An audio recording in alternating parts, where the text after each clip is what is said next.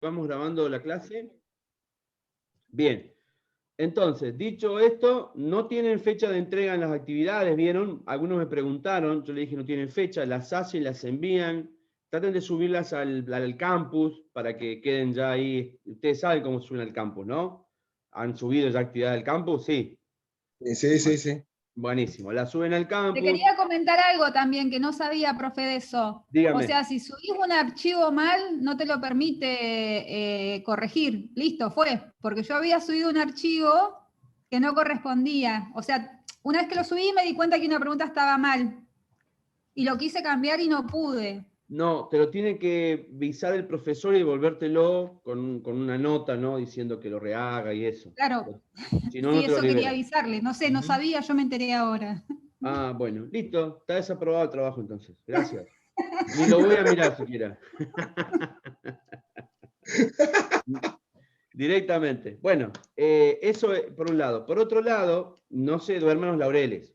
¿Eh? Mientras tenemos tiempo, y cuando no tenemos más tiempo, porque se terminó el tiempo, ¿no?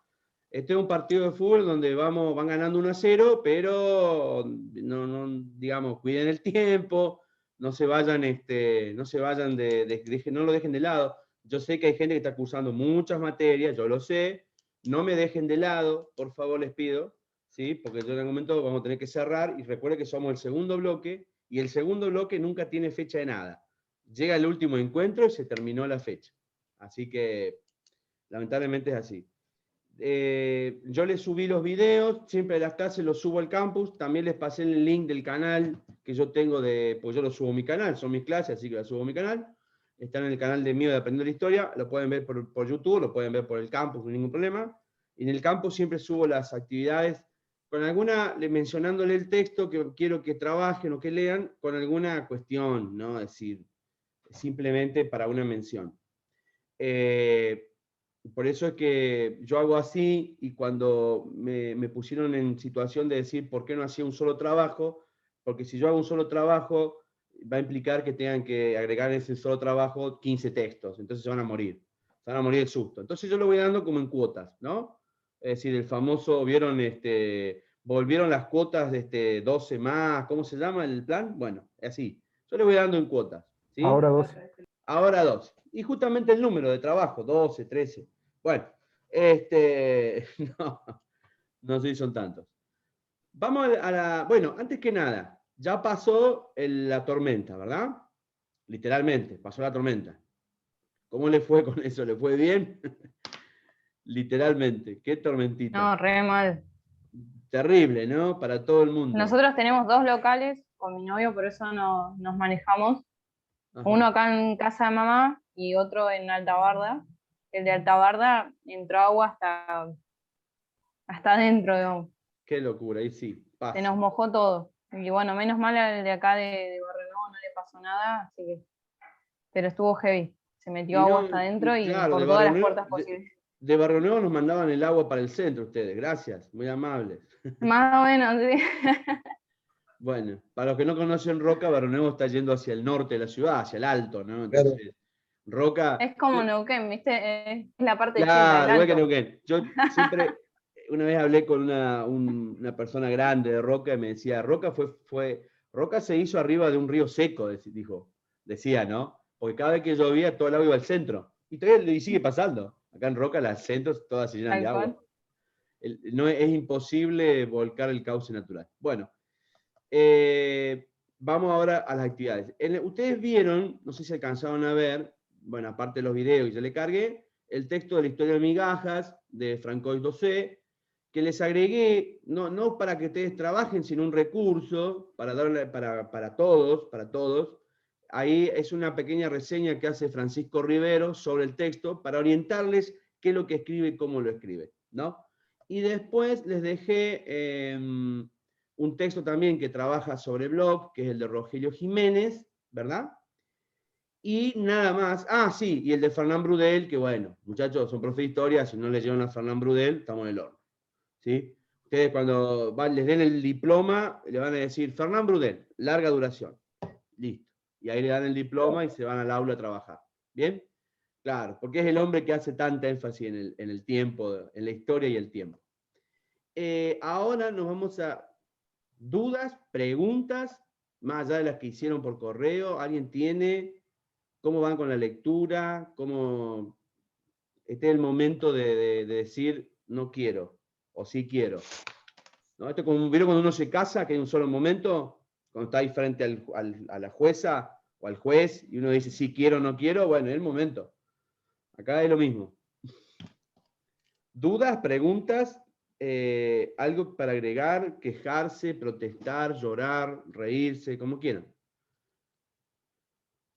No, bueno, yo no. ¿Qué tal? Buenas tardes, profe. Buenas tardes. No, yo en lo personal me estoy prendiendo ahora, hace 4 o 5 días atrás otra vez en la materia. Soy honesto con vos, profe, porque me había atrasado en el pago de la cuota de la facultad y me sacaron del campus, ¿viste? O sea, hasta que no regularicé el pago, tenía 2 meses atrasado, porque tengo 2 meses atrasado con mi trabajo, ¿viste? Tengo 4 meses atrasado con mi trabajo de sueldo, ¿viste? Entonces, tengo como, te cuento mi caso en particular, como lo debe tener todo el mundo, por supuesto. Sí. Estamos casados y tenemos nuestros 3 hijitos, la prioridad no fue la facultad en su momento, por supuesto, No, desde ya. Totalmente. Entonces, ¿Y recuperaste el campus? Como decía, hace 4 días recién pude entregar la cuota y ahí me habilitaron Pablo, otra vez para poder entrar. Entonces, te pido mil disculpas que no he leído el material ni he hecho nada, sinceramente. No, pero está quiero bien, estar Pablo, no hay problema. no. No te hagas ningún problema. La próxima, cuando te pase eso, me pedís, te mando los materiales, así ya los tenés. Mientras vos resolvés tu situación, no te atrasás. Yo te los mando por correo y listo. Porque a todos nos puede pasar esto, obvio. Incluso, Flavio, vos sabés que estuve en la primera clase, ¿viste? Porque ¿Sí? un compañero nuestro, Gastón Porco, Sí. él me adjuntó el link, ¿viste? Me adjuntó el link y ahí pude estar, ¿viste? Y así pude estar en varias materias porque si no me perdía todo. Claro, y no sí, quería, sí. ¿viste? A mí me No quería que pasaron, exacto, cuando yo informé el presente, porque piden que informemos los presentes, ¿no? Tenemos que tomar asistencia, ¿no? Como en el jardín de infantes, o en la sala inicial. Bueno, claro, no estabas en el listado inicial. Me pasó lo mismo también en otro espacio curricular. Y no me dijo nada, Cintia, sino que automáticamente te cargó, porque hay una planilla que es de ellos, ¿viste? Yo le mandé mi planilla y te cargó, te sumó a la planilla de Elisa. O sea que ya estaba organizado. Pero, a ver, ahí las chicas de la parte administrativa, esa de primera, cómo se manejan, y aparte lo que te ayuda, no, la verdad que las he molestado bastante en eso. Pero bueno, ya en algún momento no pudieron hacer nada, porque viste que las disposiciones de Ana María fueron claras, viste, y el que no había pagado en tal mes se lo sacaba del campus. Le pedí por favor desde ya, viste, pero bueno, también lo entendí, viste, que son políticas en las que uno está cuando está en estos sistemas privados, ¿verdad? Yo te escuchaba recién, yo tengo 18 materias de abogacía en el Comahue. Mirá. 18 finales en el Comahue. No, nunca fue lo mío, ¿viste? Entonces, pero decidí seguir estudiando más de grande, después de 15 años volví a estudiar y bueno, y todas estas cosas las que contaba vos, ¿viste? De rendir exámenes libres y eso se pasó totalmente, era poroso. ¿Qué te parece? Vos. Así que bueno, yo me voy a poner enseguida al contacto con el material y te voy a estar escribiendo cualquier cosa. Te agradezco mucho. Perfecto, no te hagas ningún problema, vos lo vas manejando y para todos esto, no solo para Pablo, para todos. Cualquiera que tenga así un aprieto o algo así, me escribe, así como hay gente que hoy se comunicó que no se puede conectar porque está complicada. Así que yo siempre les dejo la oportunidad de que se puedan conectar el próximo sábado. Siempre recuerden que el sábado que viene es obligatorio, ¿no? Pero yo los invito. Si ustedes quieren, se suman, y si no quieren, si asistieron a no hay problema. El tema es que siempre tengan presente el tema de la asistencia. Por favor, les pido. Bien, a Pablo, lo que dije a Pablo, para todos igual, ¿eh? Cualquier cosa, cualquier biografía que necesiten, preguntas, ayuda, Muchas gracias. Salvo ir a hacerles un asado, no, porque hago asado muy poco, porque no me gusta. Claro, me salen bien, pero no me gusta hacer asado. Locro sí. Bueno, por ahí si querés algún día cocino para la cátedra, soy gastronómico, ¿viste? Soy cocinero, así que... Listo, ya tenemos el compromiso de Pablo entonces para cuando volvamos a la presencialidad. Algo vamos a degustar seguramente. Bien. ¿Cómo no? No, hay un sector complicadísimo con todo esto. Ojalá que no cierren todo, Pablo. Ojalá que pueda seguir teniendo. Yo ya me dedico soy gastronómico y músico, así que imagínate, con pandemia se nos jodió todo. Pero bueno, estamos vivos, estamos con fuerza. Exacto, estamos con fe. Vamos a darle para adelante. Vamos con fe. No pasa Bien. nada, hay que mirar adelante. Exactamente. Bien. ¿Quién más? Bueno, no sé si alguien más quiere comentar algo, nada. Avanzamos con la segunda unidad. En la segunda, bueno, les decía, no hay más nada en la primera unidad, todo lo que se subió es lo que tienen que resolver. Están muy relacionados los textos. Yo sé que me van a odiar, pero bueno, yo en el fondo, al final del túnel, cuando se den vuelta para atrás y vean el camino que recorrieron, van a decir, bueno, por ahí el profe, pobre, lo vamos a perdonar.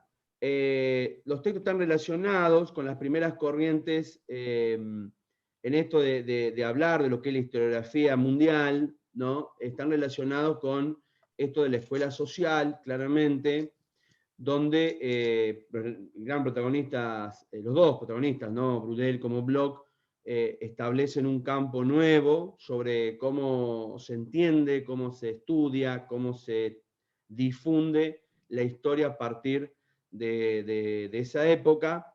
Y les he dejado, bueno, el texto La historia en migajas es un texto realmente muy interesante, porque es un autor que es otra persona que mira lo que es la escuela de Anales y le da una cuestión muy interesante, porque lo que hace este autor es relacionar el tema de las otras ciencias, ¿no? Cómo se van metiendo, cómo aparece la filosofía, la sociología, la psicología, cosas que antes los historiadores no miraban. Los historiadores eran muy, como lo decía, como se definía, ¿no? Muy estructurales, ¿no? Es decir, los hechos y el proceso, pero el proceso marcado por los personajes, ¿no? Y quedaban un montón de ciencias que no se podían aplicar o que no las aplicaban. Entonces la historia estaba realmente muy, digamos, por decirlo así, estructurada, ¿no? Vaga la redundancia, para un punto o para el otro. Normalmente eso fue el positivismo, ¿no? Es decir, esas fueron las corrientes que marcaron el positivismo, donde varios pueblos, varias naciones tomaron eso como algo para llevar adelante su insignia, ¿no? Su origen. Italia fue uno de los italianos realmente en su comienzo, los alemanes. La escuela alemana fue una de las que más, digamos, invadió ese sector, tomando como una fuente de información precisa para lo que van a ser los grandes nacionalismos. Después el recurso va a ser utilizado también por los totalitarismos, es decir, nunca desaparece el recurso del positivismo. Hay una gran crítica, después lo vamos a ver en la historiografía argentina, hay una gran crítica porque nuestra historia comenzó así, positivista, ¿no? Con Mitre, con estos grandes señores que marcaban la época, pero que hasta el día de hoy se sigue utilizando. No crean que Cristina no la usó, no crean que Néstor no lo usó, ¿no? Es decir, hasta el mismo Macri intentaba saber algo de historia y le pifiaba, pobre, porque bueno, se ve que historia no era su fuerte, ingeniero, su fuerte no era la historia. Pero siempre apelan, y es una corriente positivista, es decir, claramente positivista, los nacionalismos vienen del positivismo, la gran mayoría de ellos, porque se fijan en la estructura. Si ustedes me preguntan a mí, entonces van a decir, bueno, ¿es malo o es bueno? No sé, ese es otro análisis, ¿no? Porque ahí ustedes lo pueden ver con diferentes perspectivas. Tienen países que son muy nacionalistas, no solamente americanos, sino europeos. Ejemplo, en América, Estados Unidos, en Latinoamérica, Chile, ¿no? Y bueno, y la verdad que en un sentido de construcción, qué sé yo, hay que mirar las diferentes perspectivas. En Europa, por ejemplo, en Alemania, que volvió a ser un país nacionalista, ¿no? Ahora le acaban de aprobar los superpoderes a Merkel, imagínense, Imagínense cómo la democracia va y viene, ¿no? Merkel lleva como 20 años en el gobierno, le acaban de cobrar los superpoderes por el tema de la pandemia y ningún alemán dice nada, porque se dan cuenta que la mandatera está pensando en Alemania, ¿no? Lo único que falta es que la conviertan en otro Reich, sería el cuarto Reich. No, borren, esa última parte la borramos. Pero los alemanes tienen esa pesada mochila. Suiza es un país muy nacionalista. No crean que van a entrar tan fácil a Suiza. Después hay otros que son más hermanos, más sociales, y no tienen tanto drama. En el campo de la historia, vuelvo a decirlo, el nacionalismo va y viene de la mano del positivismo o al revés. Yo, ¿se acuerdan? Les dejé igual el cuadro comparativo, se los dejé también como algo subido al foro, no sé si lo vieron, en el campus. Se los dejé, está en un Word para que ustedes lo vean, con los principales muchachos que fueron marcando, ¿no? La etapa de la historia, de las corrientes historiográficas. Claramente hay muchos, positivistas hay muchos, pero Comte es un nombre que realmente hizo todo el esmero para ganarse el podio. Vuelvo a decirlo, es una de las corrientes que no miramos, porque después cuando veamos la historia argentina la vamos a revisar bien de fondo. En la escuela de Anales, la historia social, es la que ustedes vieron en el primer módulo, y ahora nos vamos a meter en el materialismo. El materialismo histórico, y yo digo, hoy van a tan contentos, imagino la sonrisa oreja a oreja que tienen, porque les gusta el marxismo a ustedes, como profesores, les gusta Thompson, Marx y toda esta gente, les gustan los británicos, ¿no? Como Hobsbawm, perdón, el mismo Engels, sí, yo sé que les encanta, entonces llegó el dulce de leche a la fiesta. Vamos a empezar por la base, ¿no? Y lo que ustedes van a ir trabajando, porque yo tengo, imagínense la bibliografía que tengo sobre el marxismo, obviamente no pueden trabajar todo. Yo hice una selección. Un profesor de historia nunca puede haber pasado por su vista o no haber mirado, si va a estudiar el materialismo histórico o si en algún momento de su carrera va a trabajar lo que tiene que ver con el marxismo puro, no puede no haber pasado por sus ojos el famoso manifiesto comunista. Claramente, ¿no? Este manifiesto, que es una carta de presentación del marxismo, donde seguramente la han leído, algunos se la deben saber de memoria, pero bueno, más allá de eso, más allá de eso es un contexto, una época, una revisión, y es la esencia pura, porque si vos le preguntaras a Marx si él realmente... Uy, se fue alguien más, se me están yendo, cada vez tengo menos, no se vayan, che. No se vayan de la clase, están reaburridos, digan, si no, les pongo una peli. Tengo pelis para mostrarles, ¿eh? Él no sabe cómo nos hubiéramos divertido en el aula, no tienen ni idea. Bueno, el marxismo trabaja el puro, digamos, para entenderlo, ustedes tienen que leer lo que es el manifiesto del Partido Comunista, porque están las expresiones más sinceras de lo que es entender la historia del materialismo, ¿no? Es decir, imagínense que en este gran... Pero no es el... Claro, ustedes van a decir, las dos hojitas que se leyeron. No. Ahora les voy a mostrar. No son dos hojitas, sino es un trabajo muy interesante que realizaron tanto Marx como en realidad de Friedrich. Ahí está escrito bien latino, ¿no? Carlos Marx y Federico Engels. Es realmente un interesante proyecto que tiene más de 2 hojas, ¿no? Porque, bueno, aparte no solo tiene como una introducción donde les cuenta de dónde viene esto, sino que aparece en el prefacio dónde se ubican, ¿no? ¿Qué es Londres? ¿Cuál es el tiempo? ¿Qué pasa en Europa? ¿Qué pasa en América? Hay una carta, ¿ven? 1862, porque recuerden que ellos lo habían escrito y después lo publicaron. Entonces, era como una republicación, y ahí aparece esto que habla sobre las cuestiones que tienen que ver con la economía. Esta es la carta de Engels, ¿no? Al final, porque Marx ya no estaba, y ahí aparece en esto cuál es la esencia de esta primera edición, donde se publica en Rusia para todo lo que tiene que ver con esto que después se va a transformar en una política, ¿no? En un alineamiento político que es el Partido Comunista, ¿no? A través de esta carta que es realmente, hasta le podríamos decir pragmática, porque pone en escena todo lo que, cómo se entiende la historia desde la cuestión económica, considerando el contexto, vuelvo a decirlo, porque estamos hablando de una revolución industrial incipiente, ¿no? Es decir, con una gran profundidad, todas las cartas que aparecen previas, y ahí está el manifiesto, ¿sí? Sí, profe, yo lo conocía desde ahí, desde que el fantasma venía, comenzaba a me acuerdo de empezarlo a leer ahí, de que el fantasma viene caminando por las calles, viste que todos hacen mención a esa, que es la primera frase, que es la que, por ahí, desde ahí sí lo había empezado a leer, antes no. Terrible. No, Pero te da la explicación, claro, te da la explicación de la burguesía, cómo nace la burguesía, según ellos, cómo nace el proletariado, qué relación tienen entre ambos, ¿no?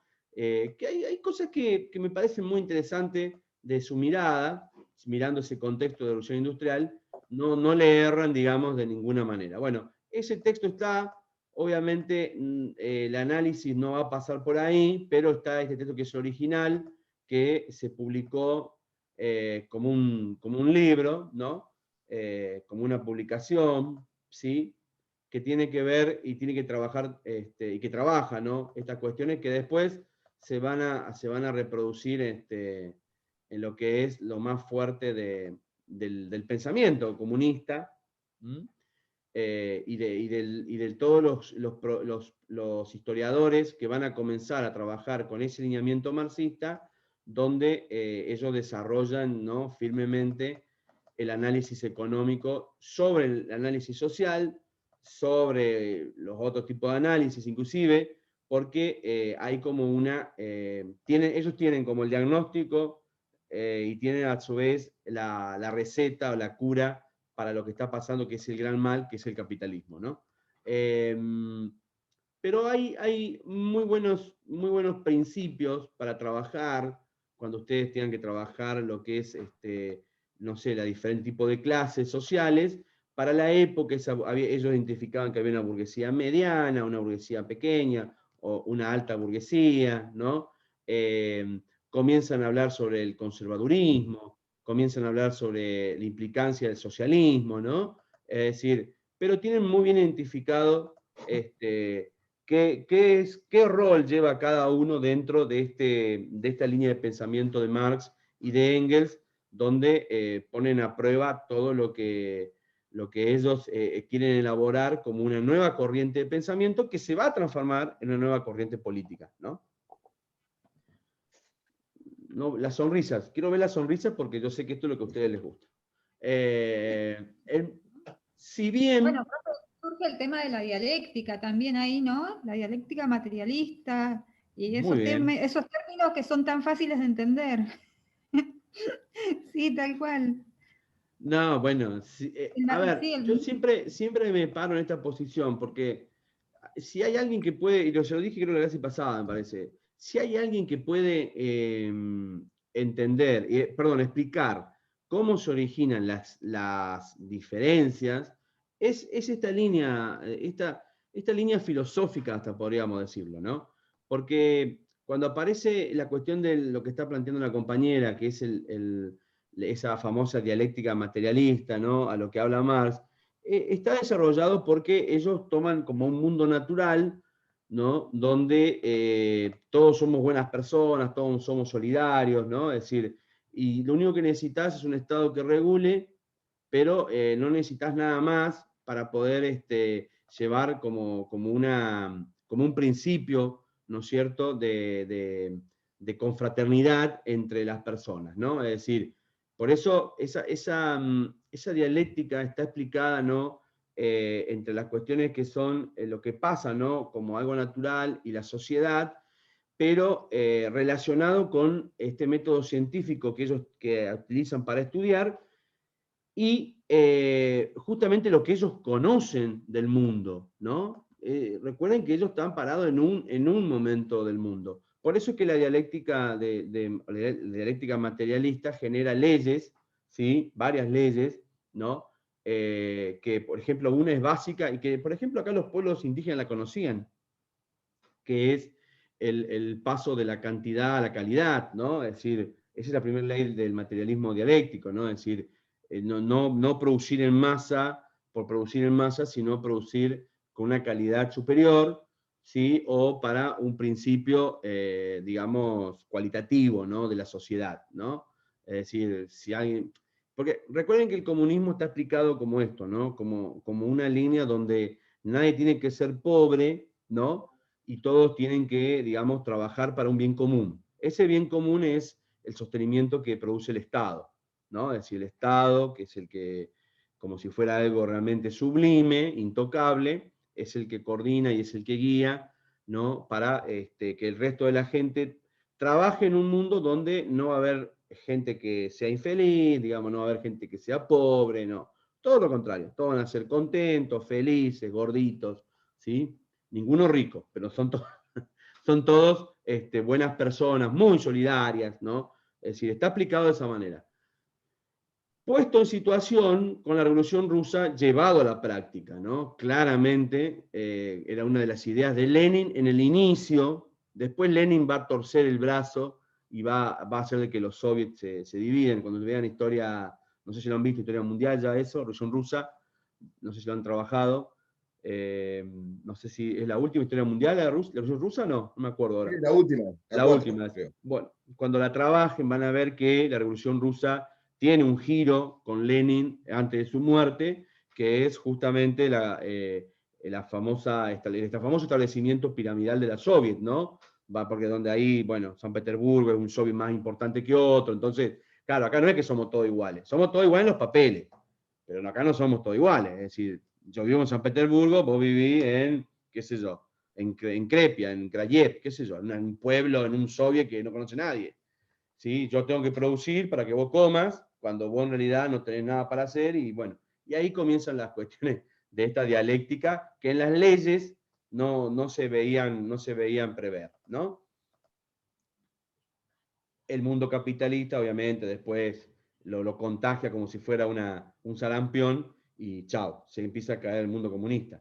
Pero volvemos al inicio. Realmente es una muy interesante fuente de. Me apareció alguien recién para que lo aceptara y no sé si lo rechacé. Bueno, pobre. Ahora lo busco. No deja de no ser Por una muy llegar buena. tarde. Sí, no, hay gente que me avisó que venía más tarde. No deja de ser una. Profe, Sí. no, a mí también se me corta el internet, va y viene, así que si me voy es porque se me corta el internet, acépteme. Nos asustás, ¿viste? No nos asusten, te tenemos No, miedo. recién les juro que no sé si lo acepté o no, por eso, pobre. Ahora le escribo, no sé quién ha sido, No. espero que vuelva. Pero, qué macana, disculpen. Estoy echando a mis alumnos, no. Bueno, esperemos que vuelva. Fue sin querer. Sí, ya sé, quédense tranquilos y tranquilas que no pasa nada. Así que la mirada que vamos a ver con esto, obviamente va a ser de un buen revisionista que va a trabajar esta cuestión, que es nada menos y nada más que Peter Burke, que trabaja cómo se hace la forma de hacer historia desde abajo y que toma, digamos, la esencia marxista plena, ¿no? Más allá de que yo ahí les dejé como material, ¿no? El manifiesto original, ¿no? Con todas digamos, los aportes de las cartas de Engels, porque recuerden que ellos no es que se pusieron a escribir un libro, sino fue una gran recopilación de cartas que iban escribiendo para publicar en los periódicos, qué significaba, hasta que hacen el manifiesto y lo leen, ¿no? Públicamente, donde se ganan varios amigos, ¿no? Amigos enemigos. Y después van a ver una pequeña reseña donde aparece la cuestión de la crítica a la economía política que hace el marxismo, porque el marxismo se explica, recuerden esto que es una cuestión materialista, trata de explicar la historia desde una ciencia como es la economía, que es una ciencia social, pero también tomando cuestiones que tienen que ver con la política, porque la economía se aplica con políticas económicas, ¿no? Es decir, para que ustedes lo puedan graficar de alguna manera, si hoy Marx estuviera con nosotros, sería capitalista. No, mentira. Lo que haría, ahí no sé si volvió, ahí está. Lo que haría sería tratar de explicar las desigualdades, tratar de explicar la pobreza que tenemos, ¿no es cierto?, en la Argentina, que es del 40% más, triste y lamentable, lo trataría de explicar desde las políticas económicas que se tomaron. ¿Entienden? No Sí, sí. exclusivamente de la economía que se aplicó o como ciencia social en el país, sino de las políticas económicas que toman. Por eso ellos ven que el Estado es el gran referente, porque es el que tiene que tomar las políticas económicas acordes para llevar a una sociedad a ese estado que ellos manifiestan. Muy de la teoría también, ¿eh? Ojo que es una teoría realmente muy interesante, pero muy teoría, ¿no? Es decir, es un modelo que sirve para entender, sí, sirve para transmitir, sí, pero basándonos siempre en la teoría, porque en el modelo práctico realmente no le ha ido muy bien a la cuestión de la aplicación de estas políticas económicas comunistas cuando hablamos de un país, o hablamos de un territorio, o hablamos de una sociedad, ¿sí? Salvo Cuba, que ya está a punto de ceder también su... De Cuba, ceder, sí. Cuba sigue aguantando por Castro, ¿no? Ya se dio, ¿no? ¿O está por ahí? No, pero está ahí. En Está cualquier ahí, momento ¿no? lo va a hacer. Termina Sí. Castro, termina el mandato de Castro y obviamente Cuba se va a convertir en un país capitalista, que ya lo es, porque está viviendo el turismo, está viviendo de otras cuestiones. Entonces ya no habría ningún modelo, salvo si ustedes quieren analizar el modelo venezolano, que no tiene ni pie ni cabeza, entonces es difícil analizarlo, ¿no? Por Porque eso se en habla ningún también estado... de una utopía, perdón, por eso se habla también como de una utopía de esas teorías, porque son casi inaplicables o no, o no se concretaron en... Claro, en realidad la aplicación mostró resultados no acordes, es decir, porque Mao Zedong es un gran referente en Sí, China, ¿no es cierto?, de las políticas comunistas, es decir, el comunismo, digamos, por lo menos, aplicado a lo que conocemos nosotros como una política económica, no ha funcionado del todo, ¿sí? No digo que no esté bien o esté mal, digo, no ha funcionado del todo. En los ejemplos que vemos y tenemos, podemos tomar, ya sea Rusia, la Gran Federación Rusa, ¿no? La Unión de Repúblicas Socialistas Soviéticas, o la China comunista, ¿no? Es decir, la Unión de los Estados Comunistas Chinos, con Mao Zedong, o con Stalin, que es el referente que queda después de Lenin, y realmente la aplicación vamos a poder ver que ha traído muchas más penas y tragedias que cuestiones positivas. Igual que el capitalismo, el capitalismo tampoco escapa a eso, no es que una cosa es mejor que la otra. Pero no era, lo que yo quiero que ustedes puedan ver, no era digamos, lo que habían en su momento observado, que dio origen al marxismo, las ideas de Engels y de Marx aplicadas a un sistema económico político. Por eso van a trabajar un texto que es muy cortito, 420 hojas, que tiene, nada, quiero que estén atentos, porque si veo brillar los ojitos, pues están atentos. Tiene 3 hojas, donde ahí van a ver que ese texto les trata de poner en situación al marxismo y a las políticas económicas, que claramente van de la mano.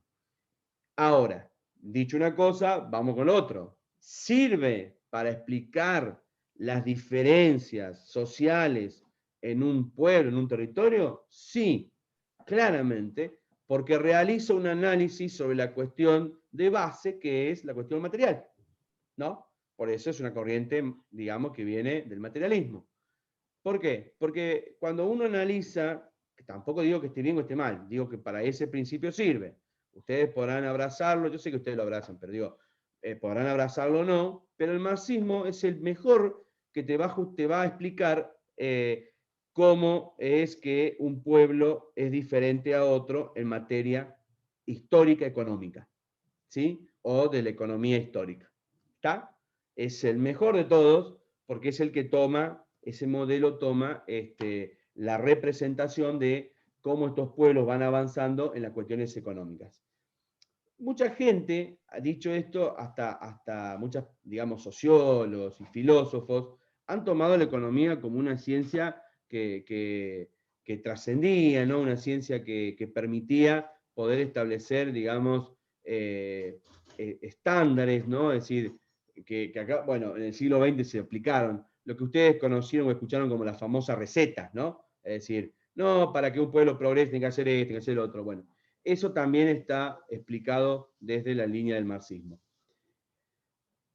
¿El marxismo tiene varias corrientes? Sí, tiene muchas, muchas. La más interesante y la que más nos ha llegado a los latinoamericanos es el marxismo británico. Porque el marxismo británico, aunque ustedes no lo puedan creer, más allá de trabajar cuestiones económicas, hace una mirada bastante neutra sobre la situación. Es decir, cuando ustedes leen a Hobsbawm, en la primera parte, cuando inicia Hobsbawm, ¿no?, escribiendo libros como El Capital, como La Era de los Imperialismos, ¿no?, libros que imagino que ya han leído seguramente, todos futuros profes de historia lo han leído, o el corto siglo XX, el corto siglo XX, el largo siglo XX, ¿cómo se llama? Ya me fue. Hay otros libros al final de su época, que hay uno que se llama Cómo funciona el mundo, o otros libros como La Era del Imperialismo Americano, que ya tienen una rasgura bastante, digamos, hacen un corte bastante más intenso sobre la mirada, digamos, más cargada de un valor subjetivo sobre lo que es el capitalismo y cómo se aplica en Latinoamérica o cómo se aplicó en el mundo.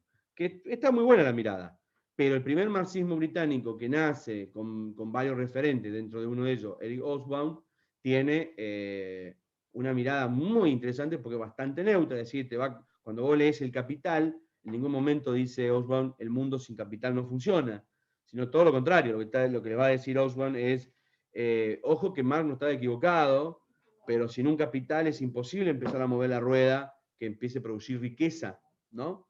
Lo dice Hobsbawm. Y tú vas a decir, pero es un marxista, ¿cómo va a decir eso? Y porque es la estructura de donde nace. Después sí es muy crítico sobre la plusvalía, ¿no? ¿Estoy hablando en chino o...? Porque ustedes, si hay algo que me dicen, no sé qué está hablando, profe, levanten la mano, ¿eh? Y lo bajamos, ¿sí? O le explico de otra manera, no hay problema. Igual ustedes lo van a leer en el texto, quédense tranquilo que todo lo que estoy contando lo van a leer, o después de leerlo, como dice Carmen, después de leerlo 5 o 6 veces lo va a entender, pero lo va a entender en el final, ¿sí? Cuando la crítica a la plusvalía es claramente la crítica al trabajo, no solo proletariado, sino prácticamente servil, en un momento dice Hobsbawm, ¿no? Es decir, es una crítica muy fuerte, ¿no? Que no le erra, somos todos esclavos del laburo. Así que quédense tranquilos que la verdad que no está errado en lo que él planteaba. Pero hay una gran diferencia entre las líneas de pensamiento marxistas. O los historiadores marxistas británicos, los historiadores marxistas americanos. ¿Quién es el que rompe todo esto, que también tienen un texto y una reseña? Es ¿cómo les podría decir? El historiador que va a tomar al marxismo no solamente como una cuestión del materialismo, sino va a ver cómo se aplica en el campo de lo social, ¿no? Entonces ahí aparece un historiador que ustedes también van a abrazar y van a querer mucho, que es Thompson. Sí, porque Thompson es el famoso que explica y lo pone como una categoría de estudio y de análisis, la famosa, digamos, la famosa categoría, ¿no? Él lo va a llamar la economía moral de las multitudes, ¿no? Es decir, cuando se aplica una economía a una sociedad, lo primero que hace es formar, ¿no?, capas, ¿no? Y ahí comienza a estudiarse la historia como extractos sociales y aparecen las famosas clases sociales, ¿no? Thompson es el primero que lo trae tomado del marxismo, y no solo se va a quedar con eso, sino que él va a trabajar no solamente la diferente tipo de clases sociales y su lugar en esta pirámide, por decirlo así, o en este análisis, sino que el señor Edward Thompson lo que dice es, hay una continua y permanente lucha de clases para ver quién se disputa cada una de las famosas franjas que se divide una sociedad. Nada menos y nada más que la famosa pirámide que ustedes alguna vez vieron, donde arriba aparece la nobleza, abajo sigue el clero, ¿no?, en la Edad Media, después más abajo los artesanos, los burgueses, más abajo los siervos y más abajo los argentinos. Perdón. Sí, una esclavos categoría sí que especial. había, pero en la Edad Media no había esclavos. Perdón, sí. Profe, una pregunta. Sí. El término luchas de clase le corresponde a Marx. Es un término que surge de él. No. Ah, La lucha de clases es un término traído por el señor Edward Thompson. Ni ¿en se le serio me ocurra estás decir que de diciendo? Marx. Yo viví toda mi vida equivocada. ¿Por qué? ¿Qué pasó? No, porque yo tenía entendido que el término de lucha de clases surgía de Marx. ¿Qué me estás diciendo? No.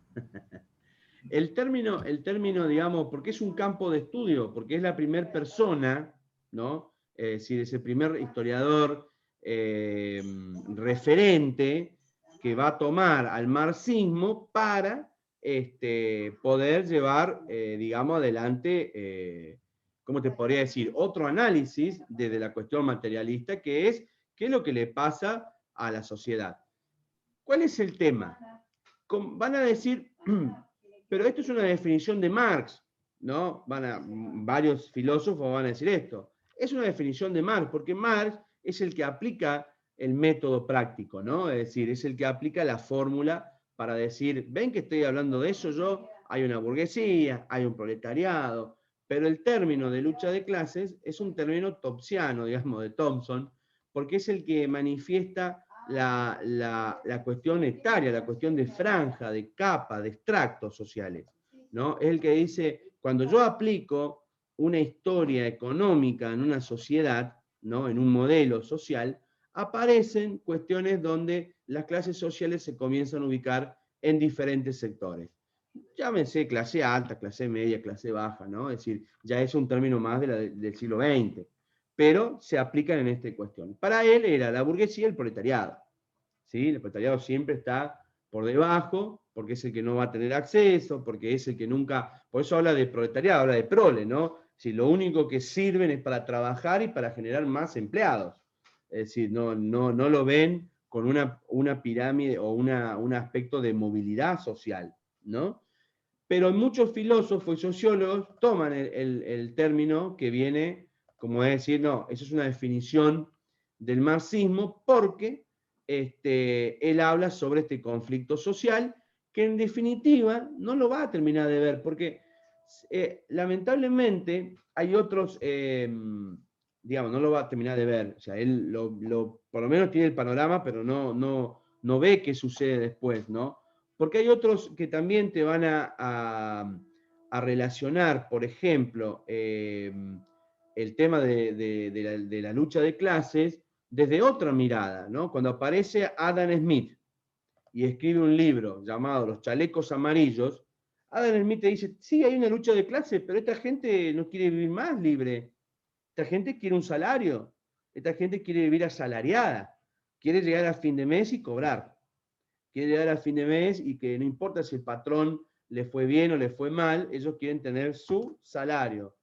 Una opinión mirada desde otro punto de vista, totalmente opuesto, porque está analizándolo en materia económica desde una cuestión desde el capital, ¿no?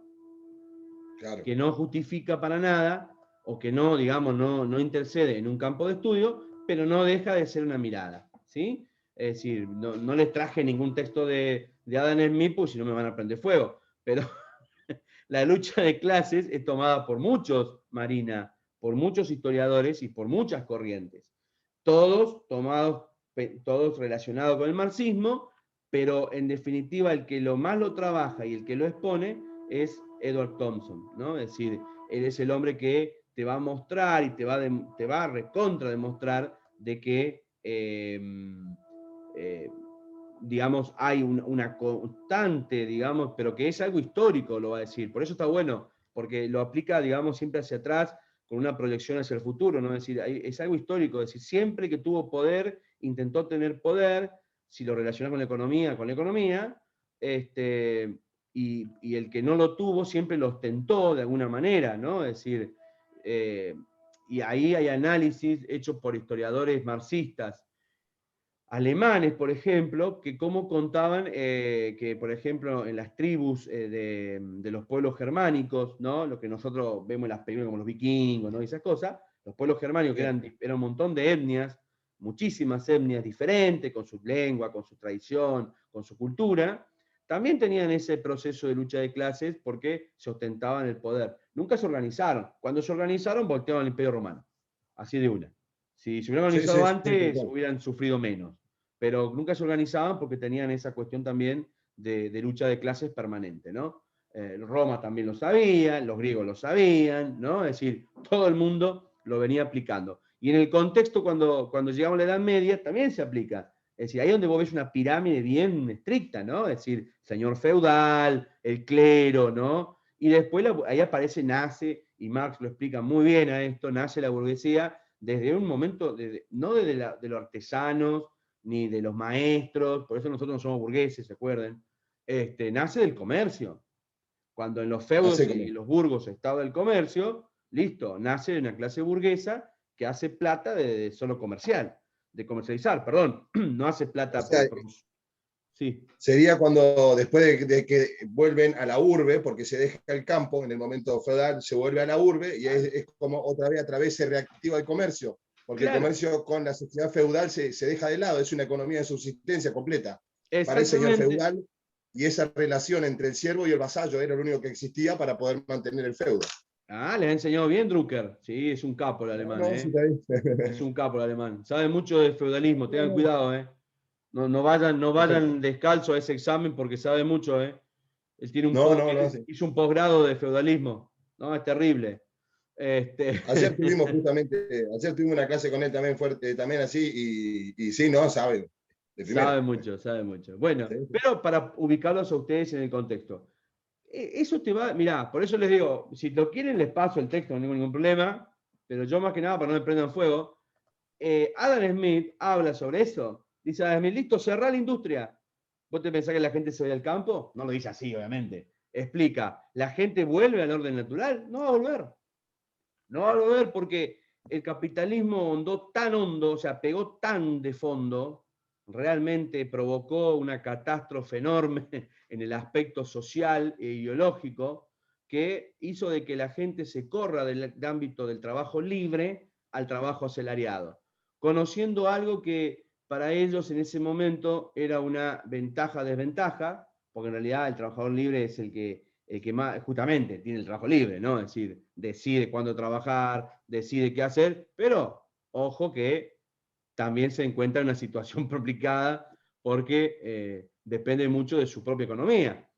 Y él lo dijo, cerramos las fábricas y van a ver de que la gente no va a volver al campo. La gente se va a quedar esperando que abra otra vez la fábrica o que aparezca otra vez el trabajo asalariado. Es una lectura, pero muy, muy conservadora, se podría decir, de Adam Smith, que era un liberal, pero que en ese aspecto manifestó una cuestión conservadora. Para lo que es el marxismo es todo lo contrario. El marxismo habla sobre el empleo libre, sobre la lucha libre, ¿no? Es decir, pero siempre, vuelvo a decir lo mismo, en lo que es el materialismo hay un ordenamiento en base a un Estado. ¿Sí? Hay un Estado que es el que ordena, ¿no? Es decir, tiene que haber una organización estatal que es el que va a ordenar y va a coordinar. No se sienta desilusionada, que esté tranquila, que todavía hay mucha gente que sigue escribiendo que Marx fue el que tomó el valor de lucha de clases. En realidad, Marx lo que dijo es, ojo que, digamos, como filosofía oficial de la Unión Soviética, la lucha de clases es lo que determina que esto pueda seguir, digamos, creciendo y pasando como en la Unión Soviética. Entonces, claro, resuelto eso, no hay más lucha de clases porque son todos iguales, ¿no? Justamente tiene que ver con el término de lo común, ¿bien? Pero la filosofía es de Thompson y aparte hace una muy, pero muy buena experiencia sobre eso. Ahí ustedes van a ver que Marx en el manifiesto lo menciona, lo explica, ¿no? Es decir, está en la parte de la obra, ¿sí? También es un hecho que eso se trabaja desde ahí, pero bueno, recuerden que tiene que ver con una corriente de historiadores marxistas que comienzan a ver con otras cuestiones. La pregunta es, hasta acá, ¿es el único, digamos, o son los únicos estos? No, hay muchos más, porque en realidad cuando ellos tienen que explicar, ¿no es cierto? Digamos, cuando ellos tienen que explicar para qué sirve la historia, ¿no? De cierto, el marxismo lo que hace es, digamos, tratar de pararse del lado del ser humano, es decir, de las personas, y que nosotros siempre nos encontramos buscando las soluciones para cubrir nuestras necesidades. Esa es la explicación que va a dar el marxismo como base. Es decir, nuestra historia es una historia de lucha permanente, intentando subsistir, digamos, de la mejor manera posible, cubriendo nuestras necesidades básicas. Es una interpretación, ¿no? Pero está analizada desde la cuestión, desde el materialismo. Por eso se manifiesta así. Ojo que, vuelvo a decirlo, no digo que esté mal o que esté bien, sino que es una mirada. Contra eso está, digamos, contrarrestado. Ustedes saben perfectamente que hay autores, digamos, postmarxistas que o no sé si lo sabían, pero les comento, hay historiadores postmarxistas, es decir, digamos, especialmente de Estados Unidos, cuando empezaron a escribir sobre la cuestión cubana, ¿no? Para demostrar, digamos, cómo Cuba se resistía, ¿no? Al embargo pobre y a toda la cuestión social. Ellos explican de que las personas están adaptadas a vivir de un salario en forma permanente, ¿no? Es decir, de un ingreso en forma permanente. Y que la solución que tiene que presentar un Estado es ese, el ingreso. No sé si... Esperen que se me... Ahí está. Se me cayó la conexión. ¿Me escuchan? Sí. Sí.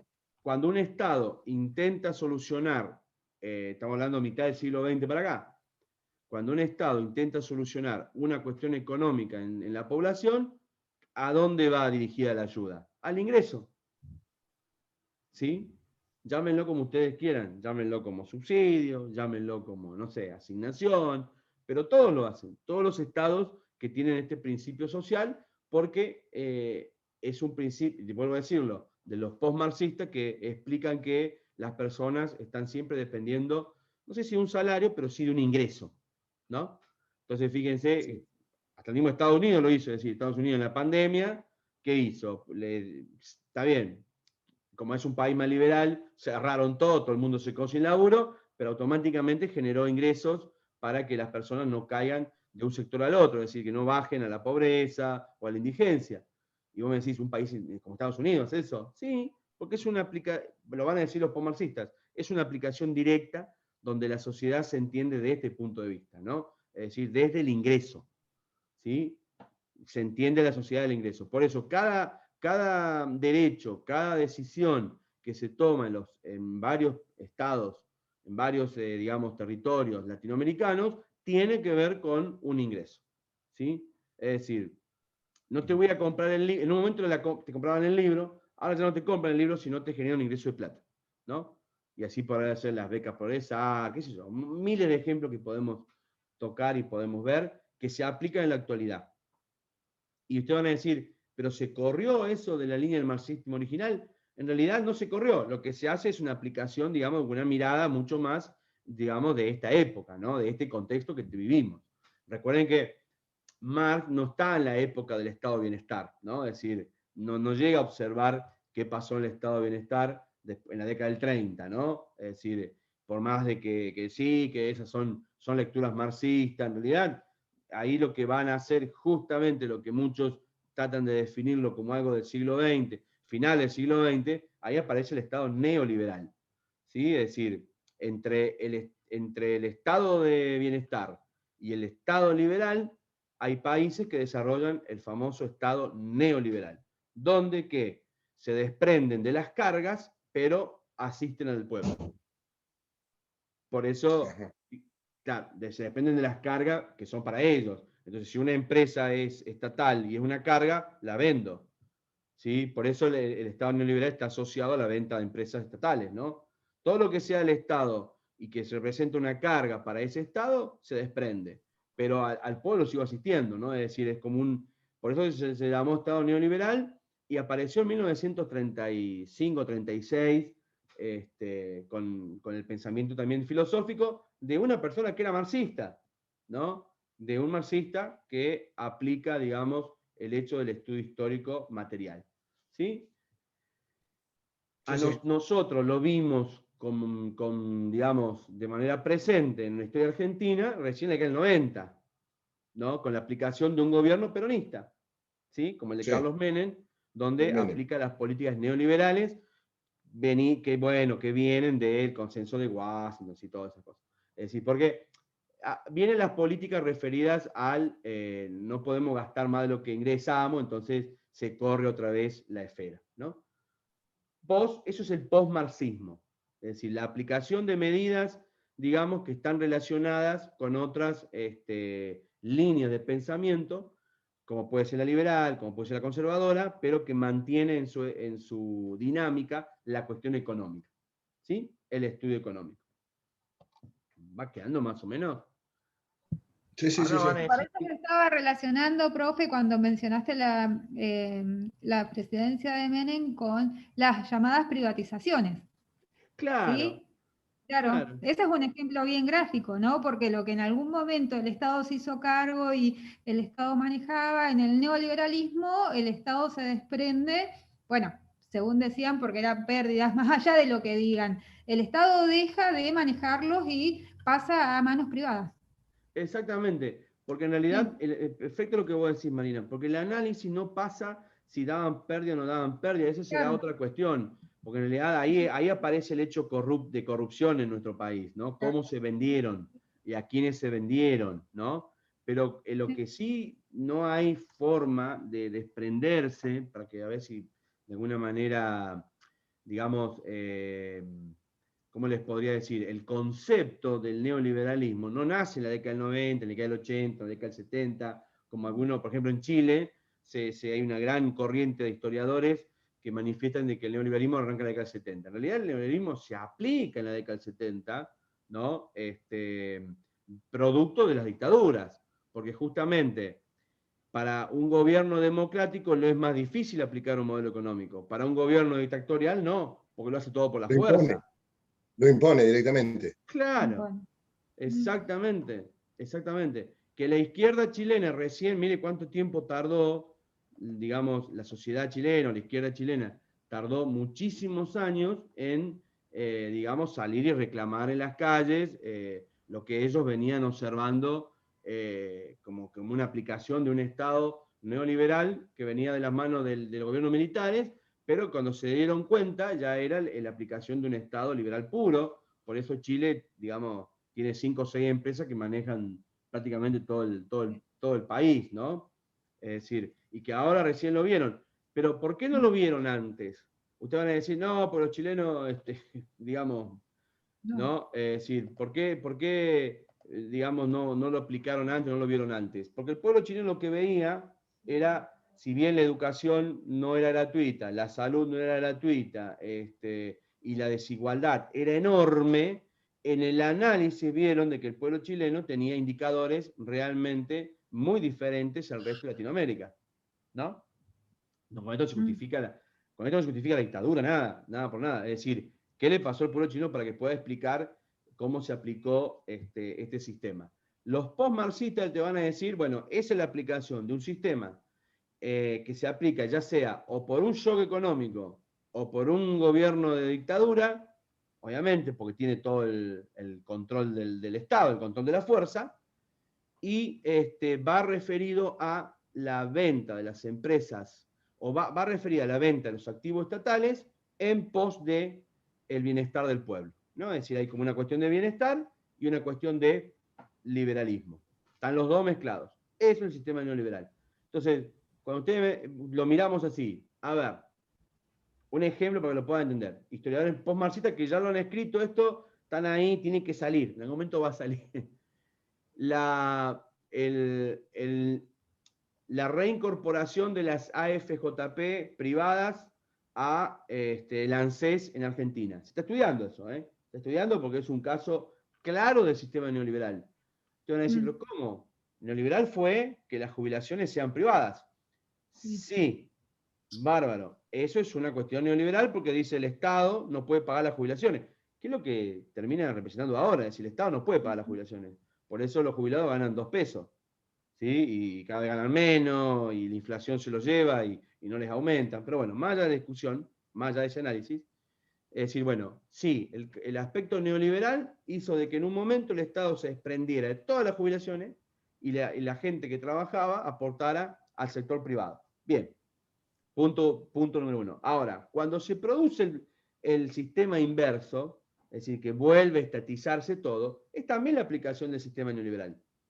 ¿Por qué? Porque lo que hizo el Estado de un día para el otro es tener todo el dinero de los argentinos que en su momento fueron llevados libremente a optar por un sistema privado, pues nadie le pusieron un robo en la cabeza, es decir, todos se fueron pasando a una u otra FJP en ese momento, pero que de repente todo ese dinero pasó a bolsa del Estado, es decir, de un día para el otro el Estado argentino metió 36.000 millones de dólares en las arcas. ¿Sí? ¿Y eso cómo se llama? ¿Qué Estado es ese? ¿Comunista? ¿Es capitalista? No, es un Estado neoliberal. Cuando vos decís, fíjense, viene siempre aplicado la misma fórmula, shock. ¿De dónde veníamos cuando llegó Néstor Kirchner? Veníamos del shock 2001, ¿no? Ujú. Cualquier medida Sí, que se tomara, sí. Sí. Sí, escucho, pensé que iba a decir alguien.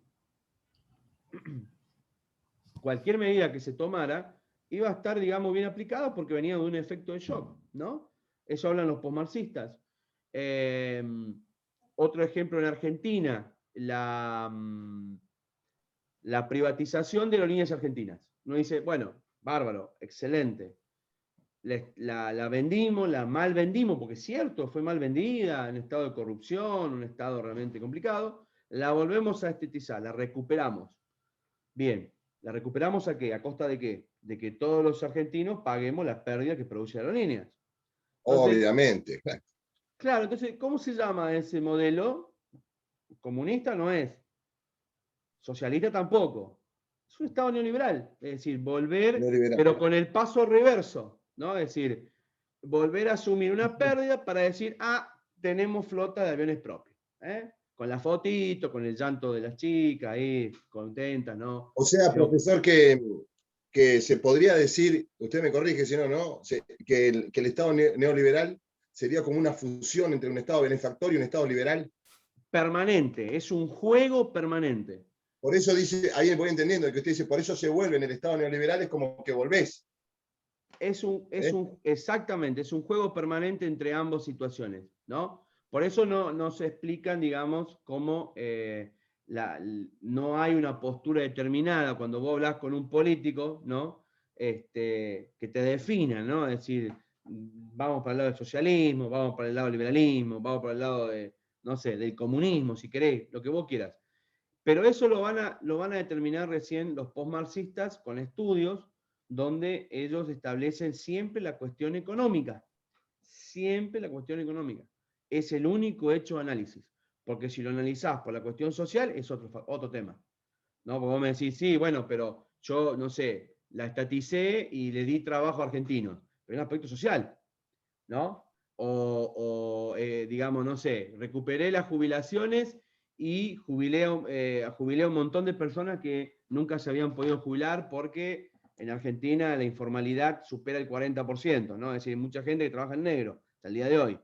Bárbaro, excelente. Es la explicación social, no la aplicación económica que puede realizar el marxismo, ¿sí? O el postmarxismo o el neomarxismo, hay diferentes terminologías.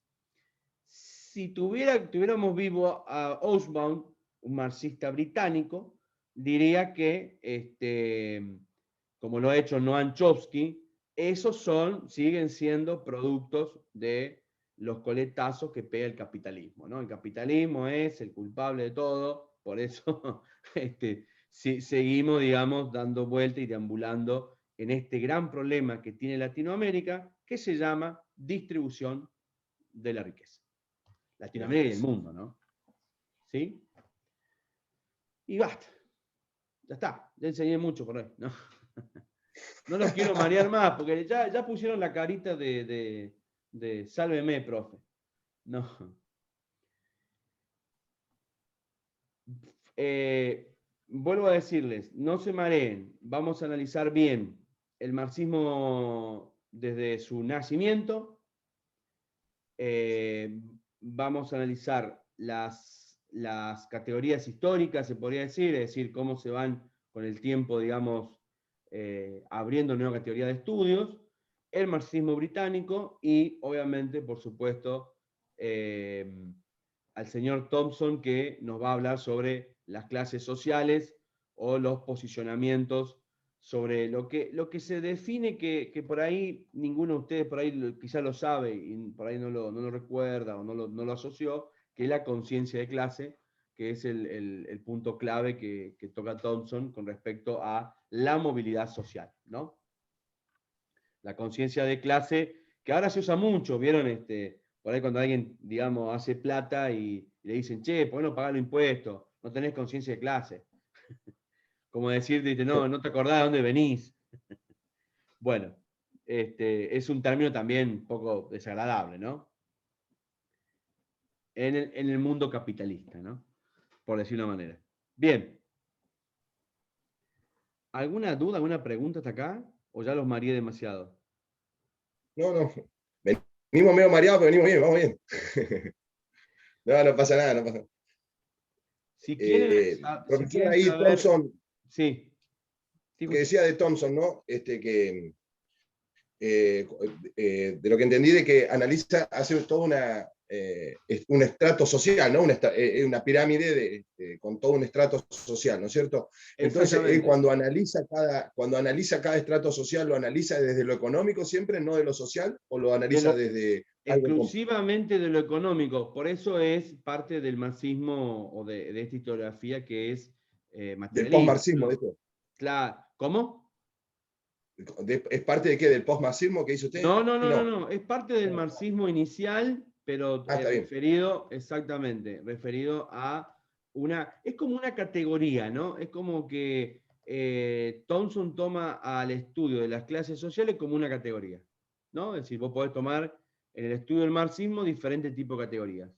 Tendrás la categoría que viene del tema del trabajo, el tema de la plusvalía, en realidad, no le van a decir trabajo, ¿no? Es decir, el tema de la plusvalía, el tema del proletariado, el tema de, como dice Thompson, las clases sociales, ¿no? Es decir, y esto que tiene que ver con la conciencia de clase, con la lucha de clases, ¿no? Es como una categoría dentro de todo lo que es la historia, digamos, lo que es la corriente historiográfica marxista, ¿no? Elige una categoría de estudio, como podrían ser varias, ¿no es cierto? Pero se elige esa categoría de estudio. Esa. Exactamente, no solamente, digamos, elige y desarrolla, digamos, como el concepto claro, ¿no? Sobre cómo esto ha afectado, cómo esto afecta a las personas. Recuerden que es parte de lo que digamos, la corriente del materialismo histórico, es decir, la corriente marxista, trata de llevar adelante, es poder analizar y explicar qué es lo que nos pasa a nosotros tomando la dinámica, ¿no? de lo material, ¿no? Es decir, la corriente marxista trataría de explicar hoy por qué somos tan pobres. ¿Por qué somos pobres en este país? ¿Por qué acaba de informar, salir por el diario, por otras fuentes, que la canasta básica en la Patagonia llegó a los 60.000 pesos? ¿No? Sí. Es decir, hay una cuestión, eso es netamente una cuestión del materialismo marxista, porque... Profe, sí, eso estaba escuchando yo hoy en la tele, que decía que la canasta básica son 60.000. Y si ganás menos de 25.000 pesos mensuales, sos indigente, sos considerado indigente. Yo digo, ¡ah! Exactamente, porque bueno, justamente es un análisis bien marxista, porque en realidad lo que hace es tomar, ¿no es cierto?, ese aspecto, ese parámetro de decir el valor, en este caso el ingreso. Por eso Adam Smith no está tan equivocado diciendo, ven que las personas dependen de siempre del ingreso. Es decir, por eso él hablaba y él llevaba adelante esa teoría diciendo, si a las personas se le ofrecen la posibilidad de salir del mundo asalariado e ir al mundo libre, no todos lo van a hacer. No todos lo van a hacer porque las personas ya están asociadas a este ingreso. Lo dice Adam Smith hace 80 años, no, 100 años. O sea, no lo dijo ahora, pero tiene mucha relación. Y mucha relación con lo que usted dice. ¿Por qué, María José? Porque en realidad, cuando yo hago los números, es decir, cuando yo voy a la cuestión material, vos tenés que empezar a analizar todo lo que vos necesitás para la subsistencia, ¿no? La luz, el agua, la comida, la ropa, eso. ¿Y eso de dónde proviene? Y proviene de los ingresos, ¿no? Claro. Salvo Sí, que sí. vos me digas, no, yo tengo una huerta, tengo gallinas, bueno, listo. Por ahí salvaguardar la comida. Pero la energía, el gas, no, uso leña. Bueno, la energía, no, uso velas. Bueno, listo. Bienvenida al siglo XIX, bienvenida al comunismo. No, profe, no. Ya lo dijo el presidente, creo que el presidente a veces cuando habla, ay Dios, a mí me da miedo cuando habla porque es el presidente, ¿no? Y cuando habla es una persona muy importante, escucharla. Dijo que vamos a una sociedad más igualitaria, ¿sí? En su discurso, 2 días después de asumir, dijo que el proyecto de la Argentina es ir a una sociedad más igualitaria. Lo que no te dijo si era para arriba o Todos para abajo. pobres, todos más Claro, pobres. no te dijo si era para arriba o para abajo. Pero vamos a una sociedad más igualitaria. Vamos a andar con el mismo pantalón, con la misma camisa, ¿no? Lamentablemente, sí, es así. Es mucha información, pero tranquilo que no vamos a complejizar más que esto. Les tiré el tema del neoliberalismo porque es una corriente muy hablada. Hoy en día, para todo el mundo, ¿viste? No, que vos sos neoliberal, que vos sos neoliberal, ¿viste? Hay gente que ni sabe lo que es el neoliberalismo, pero lo viene asociando a medidas económicas y en medidas políticas, ¿no? O políticas económicas. Tenemos mucha gente que sabe de políticas económicas. Yo no sé si se copiaron el examen o qué, porque cada vez nos va peor, ¿no? Es decir, o no la aplican las medidas en Argentina. No, tenemos una escuela terrible de economistas en Argentina. Realmente, tenemos mucha gente en el CONICET investigando y estudiando. No sé para quién, para otro país debe ser, porque para nosotros no es. No podemos, digamos, si uno lo explicaba el marxismo, es como que, por eso les digo, es difícil poder relacionar qué es lo que le pasa a un país como Argentina para que nos pase esto, ¿no? Es decir, la explicación marxista sería, no, porque el capitalismo te explota, y hoy el capitalismo estaría asociado al campo, ¿no? Es decir, obviamente a los terratenientes, ¿no? Como hace 120 años. Pero más allá de eso, no hay, digamos, ningún sistema, ninguna medida económica política que te permita salir de este lugar, sino todo lo contrario. Es decir, lo único que te permite salir es la solidaridad de la gente, es decir, digamos, el ingenio, el emprendimiento, ¿no? Es decir, de poder, cómo hacer para sobrevivir con un sueldo o cómo hacer para obtener 2 sueldos o 2 ingresos, ¿no? Es decir, realmente los argentinos, la verdad que podríamos dar nosotros cátedra sobre lo que es el marxismo en otras partes del mundo, ¿eh? Es decir, hay que sobrevivir realmente y estamos en una economía de subsistencia. Ustedes me permiten decir eso porque, y con mucha franqueza se los digo, es decir, hoy es difícil ahorrar, es difícil emprender, es difícil invertir, ¿no? Entonces, bueno, todos esos son conceptos ya del post-marxismo, digamos, ¿no? Marxismo, el marxismo tradicional, por decirlo de una manera, el marxismo británico, muy crítico, muy objetivo, muy analítico. Cuando ustedes leen un libro de Osborne, van a ver que es muy analítico, en la primera parte, ¿no? En la parte cuando era joven, ya después cuando fue más veterano, torció un poquito. El postmarxismo, Noam Chomsky es el que queda ahí dando vuelta, hoy por hoy, y alguno latinoamericano, porque después la mayoría es como que el marxismo lo toma exclusivamente para explicar cuestiones económicas, ¿no? Cómo afectan a la sociedad este tipo de medidas. Y no hablo más porque ya está. Hasta acá llegamos. No, pero es verdad, profe, cómo hubo que readaptarse a la situación, ¿no es cierto? O sea, cómo los argentinos nos fuimos readaptando a situaciones que la verdad que en algunos casos debe haber, ¿no es cierto?, muchísima indigencia, pero si no estamos todos sobre la línea esa de no llegar a cubrir la canasta básica, lo más mínimo. Yo agradezco muchísimo también a lo que me dedico, ¿no? A la profesión de gastronomía y cocinero, porque bueno, uno va aprendiendo con la práctica toda la cantidad de rendimiento que puedes hacer a tu cocina, la cantidad de cosas que puedes ahorrar y de paso yo también hace un año también ya me hice un huerto en casa y bueno, y había que buscar la vuelta, profe. Los sectores nuestros fueron los más, como el de todo, ¿no? Pero bueno, entonces bueno, había que esa relación de ingreso que tenemos, ¿no? De lo que estamos hablando, de que estamos tan dependientes y que no es fácil dejar la relación de ingreso y pasar una vida Amish, como a una vida Amish, ¿no? Como la de los Amish o lo de los cuáqueros.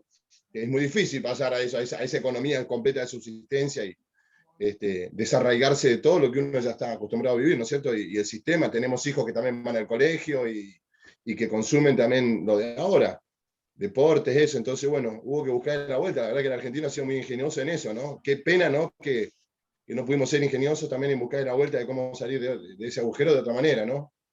Y ayudándonos, porque la solidaridad está en el pueblo, ¿no? Si usted lo ve, me parece a mí, ¿no? Con todo respeto lo digo, pero parece que la solidaridad nada más no está en el Estado ni en los gobernantes, está en nosotros nada más. Somos nosotros quienes estamos dando una mano, el vecino que colabora comprando comida, el otro que está haciendo esto, que ahorra de otra manera, que le da clase gratis al hijo, y así, ¿no? Bueno, yo creo que es una amalgama de cosas, de necesidades que el pueblo se unió, ¿no?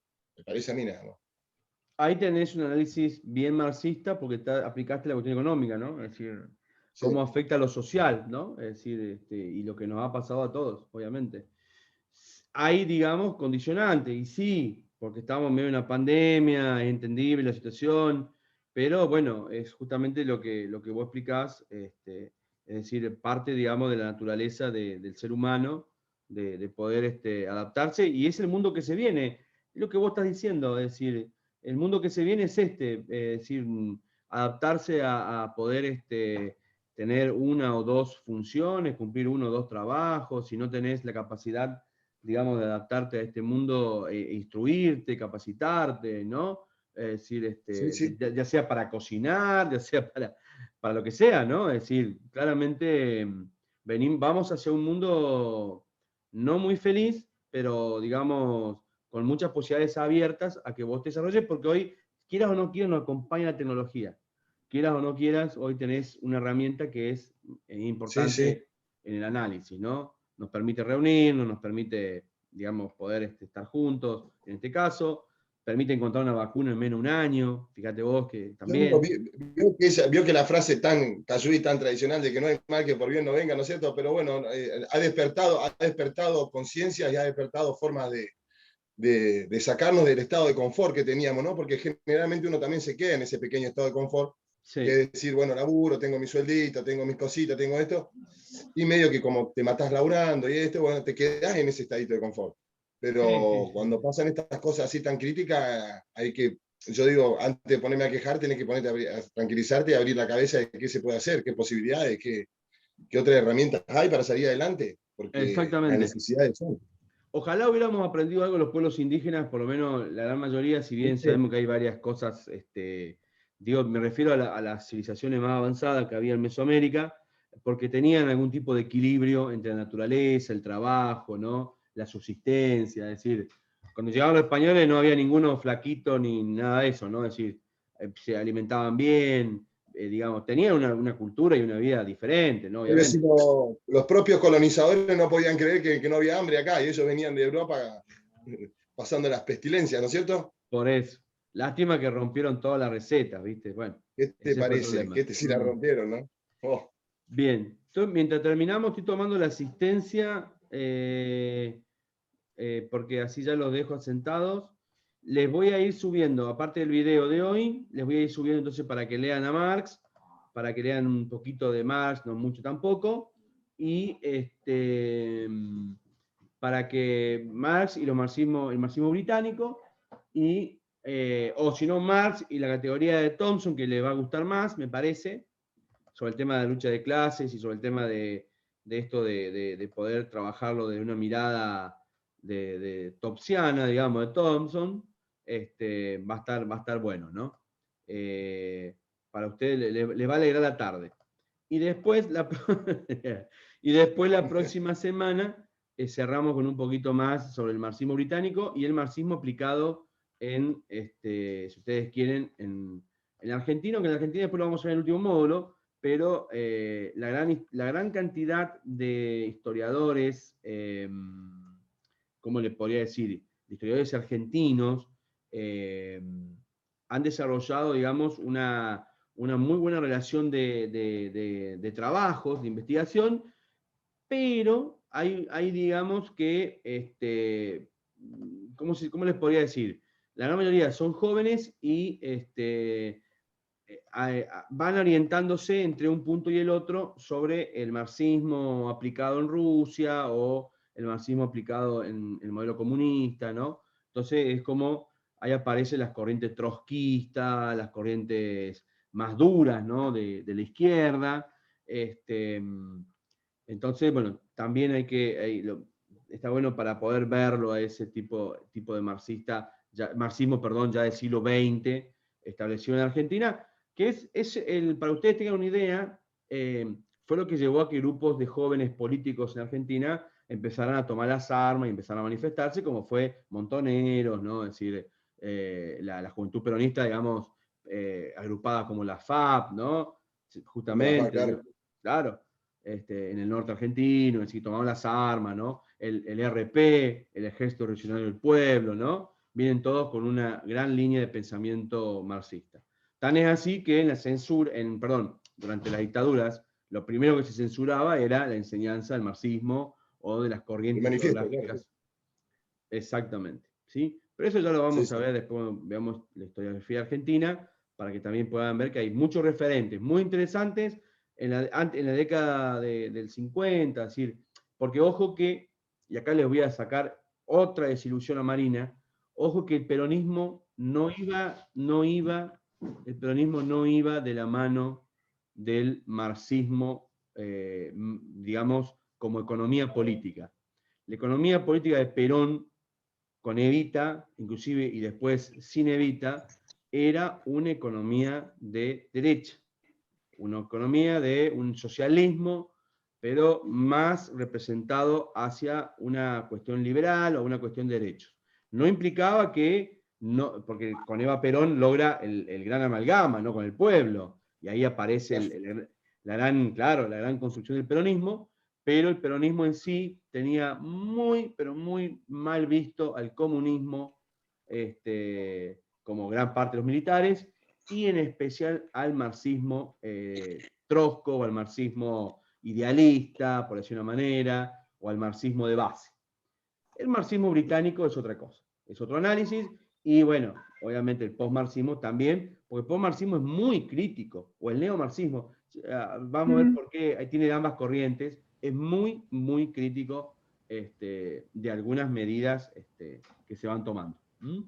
Te iba a decir, viste, que bueno, justamente que Perón fue quien estatizó el ferrocarril y todo lo demás, pero eso no tiene nada que ver ahora con lo que, si lo relaciono, no tiene nada que ver, ahora ya, listo, me desilusionaste más, yo ahora no sé cómo voy a seguir con todo esto. En serio te lo digo, claro. Vas a ir a las fuentes y vas a buscar la información por vos misma y la vas a contrarrestar, y vas a sacar tus conclusiones. Quédate tranquila, no te hagas problema. Está bien. Está bien, dice, claro. Claro, sí. Germán Díaz, creo que estaba ahí, lo vi, no sé si está conectado o no, se fue a dormir la siesta. Lo vi. No, profe, acá estoy. Perfecto, Germán. Micaela Fernández, también la vi. Y no sé si está Micaela. ¿Está Micaela o no? Alexis está. Alexis lo vi. ¿Y quién más me falta? Y nadie más. Yo, profe. Noelí Millán, recién. Sí, ya está, Noelí, sí, Noelí, te vi de una cuando entraste.